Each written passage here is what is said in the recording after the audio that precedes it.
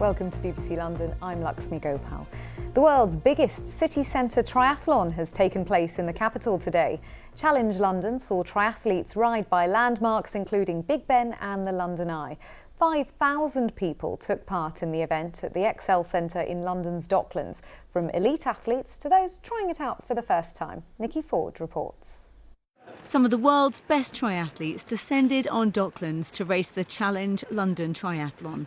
For the British female winner, it was even more special to cross the line here. Your winner of Challenge London, congratulations, Vanilla Langridge. Winning any race is amazing. To do it in your capital city is even better, and amongst all my friends and family, this is the first time my parents have actually got to watch me race professionally, because normally we're all over the world, so it means a little bit more to have them here and to have friends and training partners alongside. With the elite runners, amateur runners joined in too, a positive sign for the sport, say the organisers. We have over 5,000 now, so that's much more than last year. It is not what it was in the past, but we have had the pandemic and we are really on the way back, so it gives all trust that people are back into racing mode. Well, there are 4 distances you can choose to compete in, but the most popular is the Olympic race, and that involves a 1.5 kilometre swim, a 40k cycle ride up to Westminster and back, and finishing off with a 10k run. For first-time runners, they found their local area a great place to train. There are lots of parks in London and open water spaces that people don't really know about. So I went swimming in Stoke Newington Reservoir, cycling out in Epping Forest, running around Victoria Park. And for anyone tempted to try it, here's some advice from the winner of today's men's race. People associate triathlon with being impossible when it's not. There's all distances, and as long as you can really get through the swim, and practice that, then I think it's quite an accessible sport and it's really rewarding. And when you cross the line, a treat lies in store. Nikki Ford, BBC London. In other news, Essex police are appealing for witnesses of a fatal assault in Chelmsford, which happened after a confrontation between the drivers of 2 vehicles. Officers were called to Legg Street just before 9 o'clock on Wednesday evening, following reports of a man being seriously assaulted. A man in his 60s died in hospital 2 days later. A 20-year-old man is currently on bail.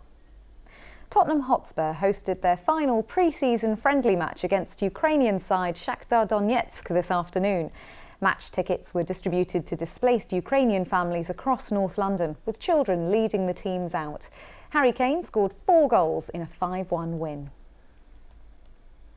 A woman from Bermondsey has opened a pop-up food bank near her home to give free food to people who need it. Henrietta Onyema started giving away food and other supplies after the food bank at her local church had to close. Aisha Baksh went to meet her. Every weekend, Henrietta gives away food and supplies close to her home in South London, free to whoever needs them, no questions asked. Some of our neighbours are housebound, they don't go out much, and I knew they needed some help. And sometimes people don't want to come and say I need this. So, and every Saturday when I start, I go and get them first to pick what they need. She's lived in Bermondsey for over 30 years, but earlier this year, when her local church was unable to operate their food bank, she decided to do it herself. I've got a lot of canned food, pasta, I've got potatoes, bananas, tomatoes, bread.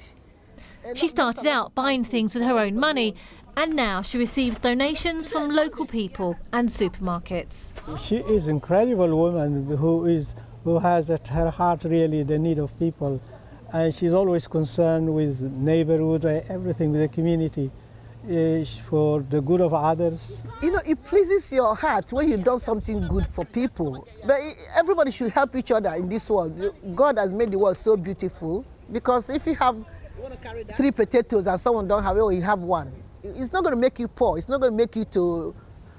In fact, the more you give, the more you receive, to be honest with you. Henrietta says she will carry on doing this for as long as she can, while local people are still in need. Aisha Baksh, BBC London, Bermondsey. Such a lovely thing to do. Now for the weather with Katerina.